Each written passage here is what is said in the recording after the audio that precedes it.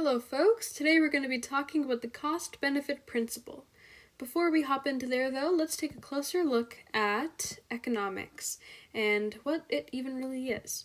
So economics can be defined as the study of people in the ordinary business of life, and it's worth noting that it's more of a verb than a noun.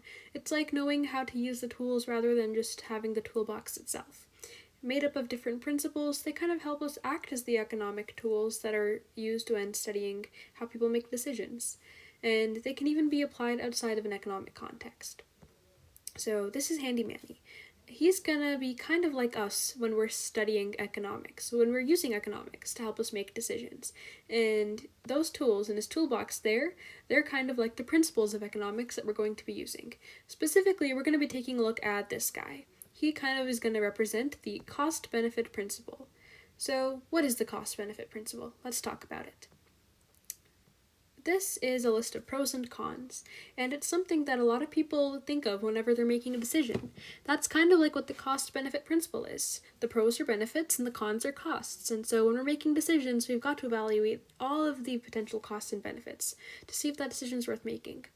Evaluation of them also means identifying incentives. Ultimately, the evaluation of all of these things helps us understand whether or not that decision or incentive is worth pursuing, and only when the benefits are greater than or equal to the costs, that decision should be pursued. So, if this scale had benefits on the left and costs on the right, it had better be equal, or that left side better be weighing down.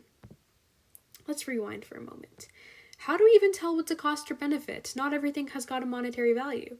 Well, when it comes to costs or benefits that don't have a tangible value, your quantification of the value will either mean your willingness to pay or the benefit you'd gain from that thing. So let's play that into action. Alright, so recently I have been loving matcha lattes, and I would say the benefit that I get from them is about $6. It's also more or less the amount I'm willing to pay for them. So say one day my friend asks me if I want to study at a cafe with them. It's time for me to measure the costs and benefits of that. So if I end up studying on my own, because I've got a test coming up soon, the benefit of the matcha that I'll get will be $6, but my productivity will be about $30. That's more or less about the cost of one of my lectures per class, and the cost of my matcha latte, which I'll be subtracting, is going to be about $6.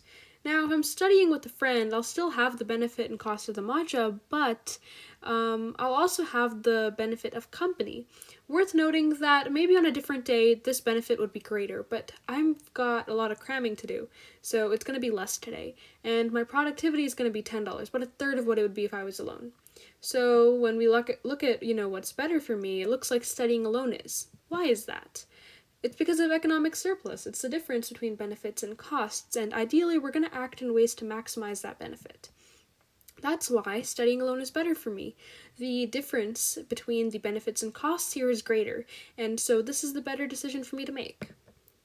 Ultimately, the cost-benefit principle can be applied in multiple contexts, and by quantifying values, and by also looking at things as they are with the proper evaluation of our costs and benefits, you can make effective decisions. Have a great day. These are my sources. I will link them as well.